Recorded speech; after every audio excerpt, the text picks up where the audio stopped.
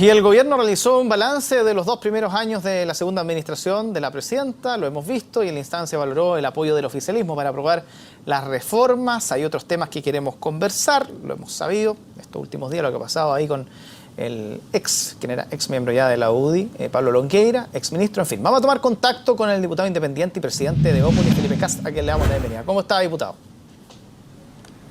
Muy buenas noches, ¿cómo está usted, don Germán? Bien, muy bien. ¿Encuentra que se ha hecho todo en el gobierno y que se ha avanzado como corresponde en estos 2 años? La verdad, yo tengo una apreciación de que, desgraciadamente, lo que nos vendió la nueva mayoría, lo que vendió la nueva mayoría, se transformaron muchas veces en slogans que ha costado mucho que lleguen a cambiar o a mejorar la calidad de vida de los chilenos. Por el contrario, creo que hemos tenido 2 años malos.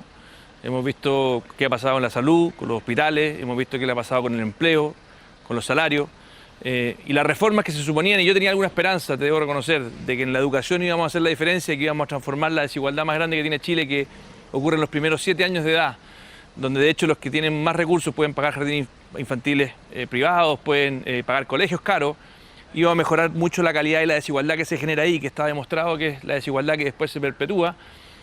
La postergamos esa reforma importante y nos focalizamos en la gratuidad en la educación superior, que sin desmerecer, que para muchos puede ser muy importante, creo que la otra lucha, que es para poder emparejar la cancha y que los niños más vulnerables puedan acceder a la universidad con igualdad de condiciones, con igualdad de capacidades, es la que desgraciadamente no se ha abordado. Yo estoy muy crítico de estos 2 primeros años, no por malas intenciones, pero sí por muy mala ejecución. Hay reformas que tal vez sonaban muy bien en el titular, pero que vemos que hoy día la ciudadanía rechaza con mucha fuerza, sin ir más lejos.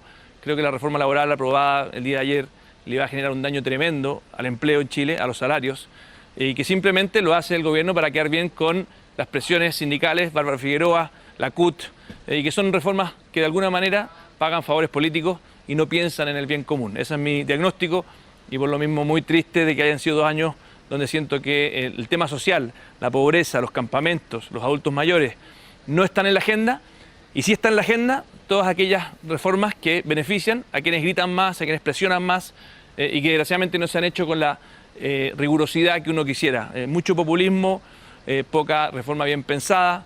Eso lo han dicho incluso los mismos exministros de Educación de la Concertación, Mariana Elwin, Brunner, y que creo que estamos perdiendo una tremenda oportunidad, y espero que en el segundo tiempo le vaya muy bien al gobierno y que pueda cambiar el rumbo. Creo que los chilenos, si usted le pregunta, están más contentos con el Chile de hace 2 años atrás que con el Chile que tenemos hoy día. Sí, y diputado, en todo caso no nos metamos en el tema de los campamentos, porque me recuerdo que por ahí por el año 2008-2009 había un letrero en la Ruta 68 que decía por un 2010 sin campamento. Estamos en 2016, así que nada se ha hecho de ningún lado durante estos últimos 6 años. Pero retomando por lo menos el tema relacionado con el gobierno propiamente tal, usted mismo lo señaló muchas veces acá en conversación de que estas son reformas de largo tiempo. La reforma de educación hay que pensarla 15, 20 años, reforma laboral quizás ahí un poco menos, pero son a largo plazo. ¿Usted cree que lo que se ha hecho hasta ahora, más allá de las diferencias del fondo que pueda haber, son pequeños grandes cambios para lo que viene, o definitivamente estamos hablando de una base mala que va a haber que cambiarla en un tiempo más? A ver, 2 cosas, Germán. Primero, hacerme cargo de lo que dijiste al principio. Yo sí quiero hablar de los campamentos. Creo que, de hecho, hicimos mucho en el gobierno anterior. Me tocó ser delegado presidencial y hacerme cargo de todos los campamentos que se generaron por el terremoto.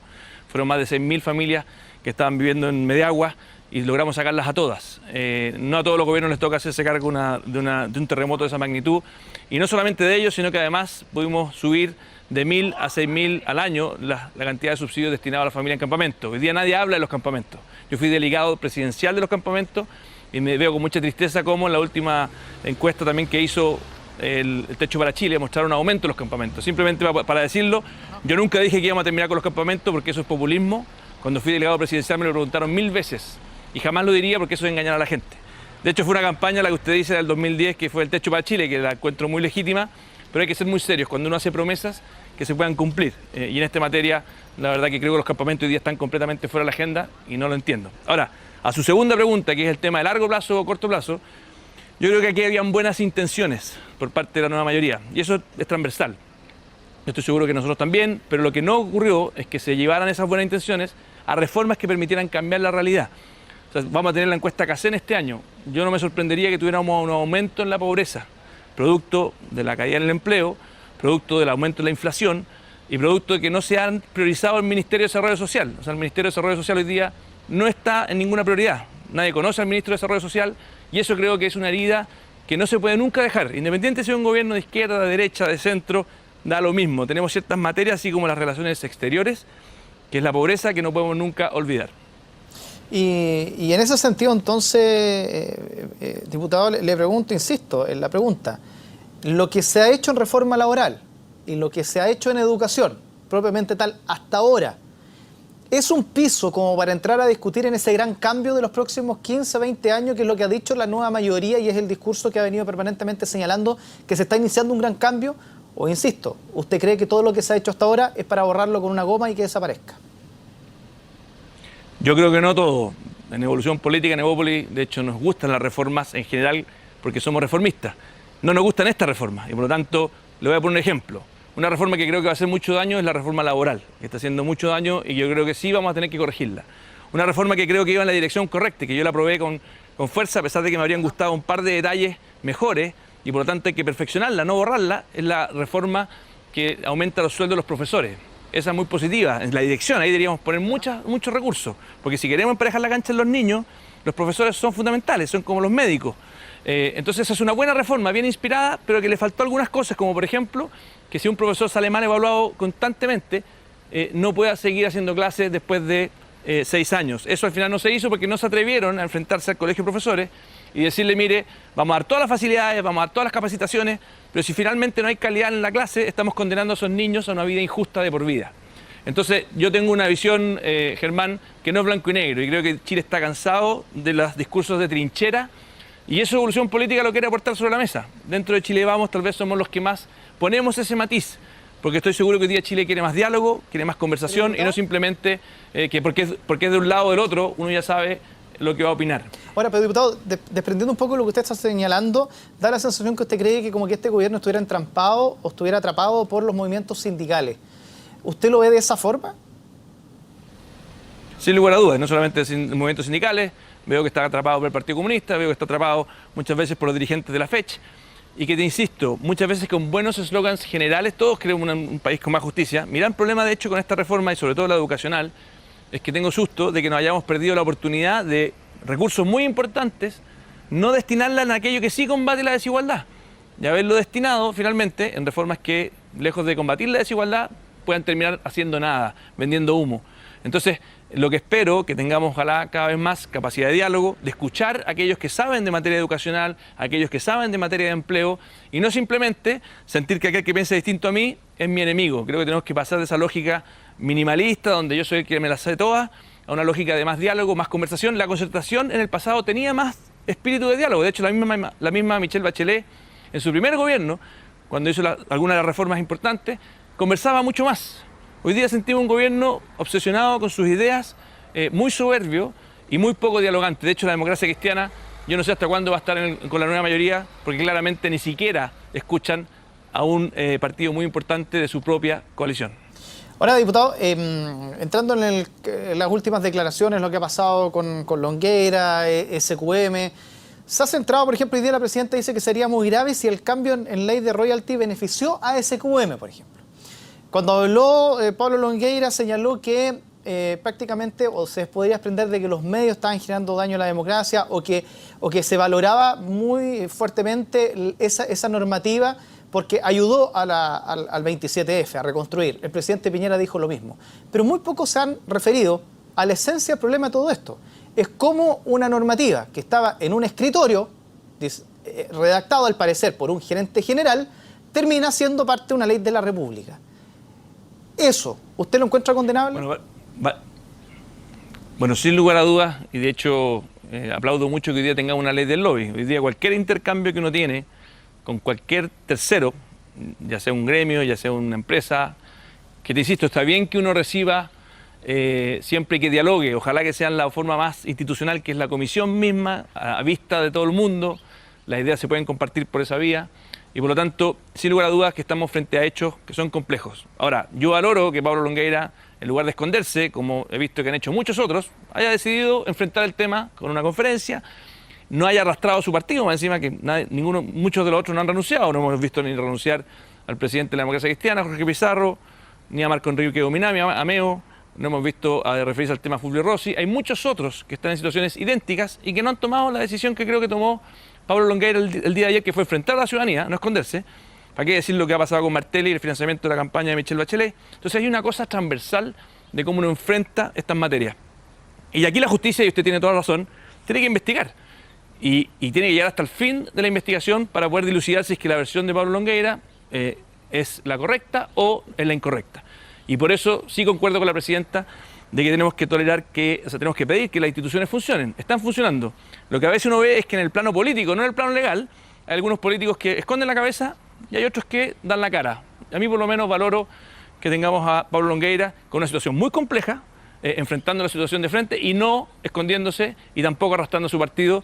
Y por eso creo que muchos más debieran renunciar a sus partidos, por lo menos hasta que los hechos se aclaren, como efectivamente lo dijo Pablo Longueira esta semana. Y no comparto con él, para decirlo muy claramente, toda esta situación con los medios de comunicación. O sea, la prensa, gracias a la prensa y gracias a los medios de comunicación es que hoy día conocemos mucho de estos hechos.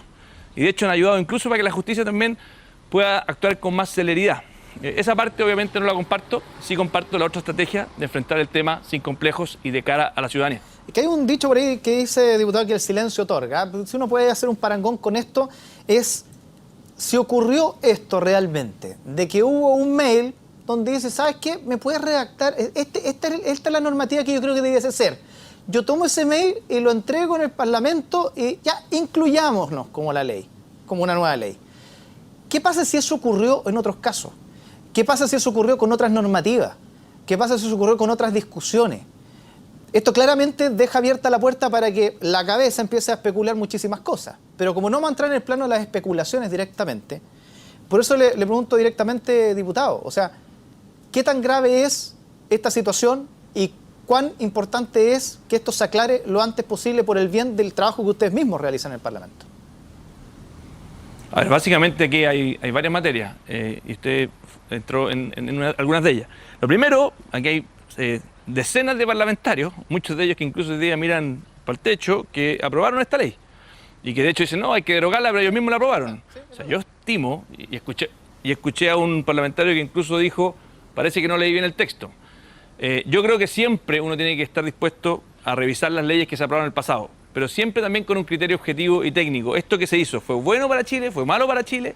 ¿Se hizo alguna excepción que no correspondía? Y bueno, eso es parte de la pega que tenemos que hacer en los próximos días. Yo no estaba en ese minuto en el Congreso, pero todos los parlamentarios, que fue mayoritario los que aprobaron, efectivamente en ese minuto estimaron también conveniente aprobar esa versión.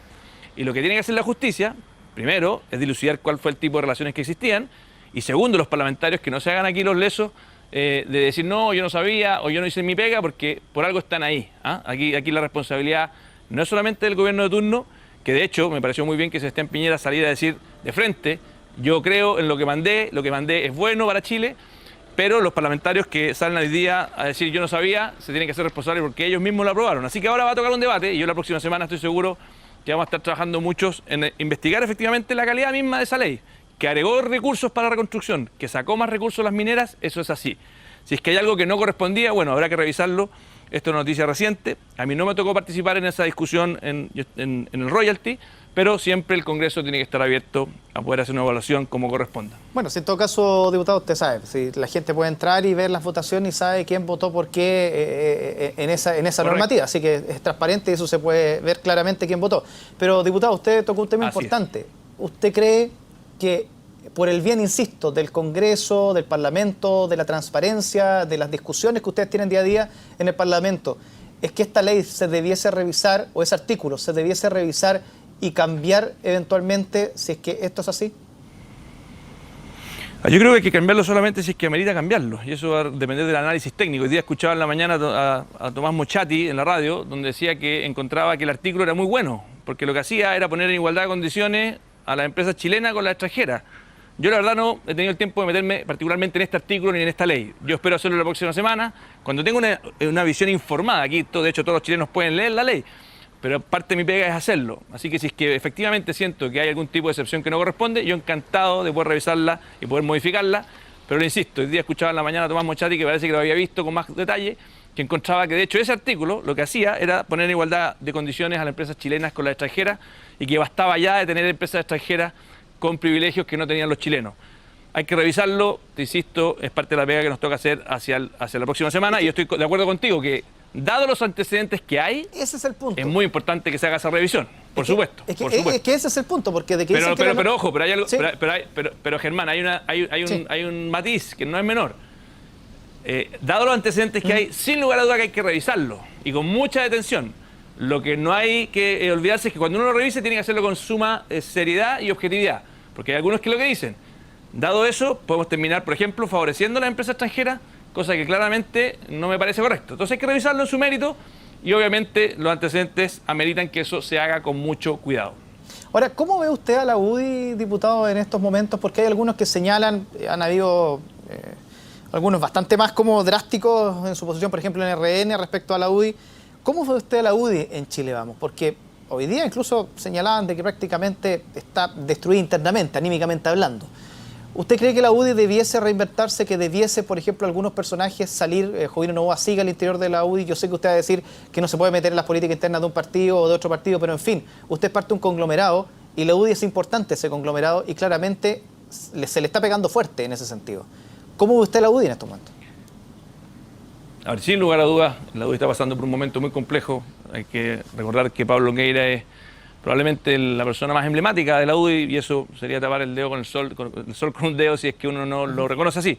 Y no solamente por este caso, sino por otros casos que hemos conocido. Ahora, yo, para ser honesto, creo que el estándar que hay que pedirle, no solamente a la UDI, ni a RN, sino que a todos los partidos políticos que hemos visto involucrados, creo yo, debiera ser efectivamente el de dar un paso al costado, cualquier persona que esté involucrada en una formalización, y también que enfrenten a la ciudadanía. Aquí no basta simplemente con dar un paso al costado de alguna manera en silencio, sino que me parece correcto enfrentarla y hacerse cargo.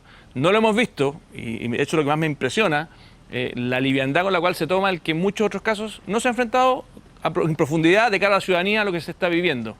Los casos que ya te mencioné hace un rato, la gran mayoría de ellos de la nueva mayoría, y por lo tanto, más que decir, sí, la UDI tiene que cambiar en esto, RN en esto, u otro en otro, yo creo que deberíamos tomar ojalá un acuerdo político nacional, transversal, y que ojalá ni siquiera fuese por ley. Un compromiso ético de decir, miren, como clase política, más allá de que ahora empezar una nueva ley, que es mucho más exigente y que afortunadamente va a hacerle que pierdan los cargos a aquellos que se vieron involucrados con financiamiento irregular, yo creo que lo mejor sería un acuerdo transversal donde todos tomaran efectivamente ese estándar que por lo menos desde Evolución Política lo hemos planteado desde hace ya varios meses. Sí, y por último, diputado, usted en un minuto dijo que el expresidente Sebastián Piñera debería salir un poco a explicar un poco todo esto, justamente para transparentar toda esta situación. ¿Usted queda conforme con las explicaciones o no? Bueno, de hecho, como le digo, una de las cosas que me pareció bastante sorprendente para positivo es que después de lo que ocurrió esta semana, vimos al presidente Piñera salir sin ningún complejo, y a diferencia de lo que hemos visto muchas veces de la misma presidenta Bachelet u otros, respondió todas las preguntas. O sea, yo creo que es muy importante jamás esconderse, jamás evitar las preguntas. Y en ese sentido, por lo menos esta semana, creo que el presidente Piñera dio una muy buena lección, y él tiene efectivamente todo el derecho del mundo de dar sus explicaciones. Yo creo que hacia el futuro, ojalá sobre todo los que representamos las nuevas generaciones, le exijamos transversalmente a todos, en el plano político, un estándar que va mucho más allá del estándar simplemente judicial. Porque aquí lo que hemos visto en el pasado es muchos políticos actuar simplemente escuchando a sus abogados y no escuchando probablemente el sentido común de la ciudadanía, y eso es lo que yo creo que afortunadamente hizo Pablo Longueira. Afortunadamente también hemos visto, aunque no refiriéndose particularmente a sus temas, sino que también al royalty, al presidente Piñera esta semana, y me parece que es lo correcto, dar la cara y responder las preguntas. No, claro, pero solo para aclarar un poco, uno le puede preguntar y uno puede contestar lo que quiera. Por eso le preguntaba directamente si usted quedó conforme con la respuesta, quedó conforme con la explicación. Más allá de que haya salido a dar la cara, que haya entregado su forma, su visión, ¿usted quedó tranquilo y conforme con eso, o usted cree que aquí hay un poco más que se debiese entregar? No, yo estoy completamente conforme porque, le insisto, a diferencia de lo que he visto en otros políticos, hay alguien que responde preguntas, hay alguien que está dispuesto a dar la cara, y te insisto, cualquier cosa que alguien no quiera quedar conforme, ya sea en el plano político o en el plano judicial, creo que están las instancias para poder cuestionarla. A mí lo que no me gusta es cuando alguien finalmente esquiva las preguntas más difíciles, y en ese sentido me alegra ver que esta semana por lo menos vimos un giro. De hecho, nosotros desde Evolución Política, hace 3 semanas, cuando planteamos esto, de que nos parecía importante que en el caso de Soquimich, el mismo Pablo Longueira ojalá saliera a aclarar los temas, finalmente 3 semanas después eso ocurriera. Creo que es la forma de hacerlo. Y nuestra ahora preocupación es por qué el resto de los que están en situaciones similares no han seguido el mismo camino. Bueno, diputado, muchísimas gracias por su tiempo. Que esté muy bien. Muchas gracias a ustedes, Germán. Listo, chao.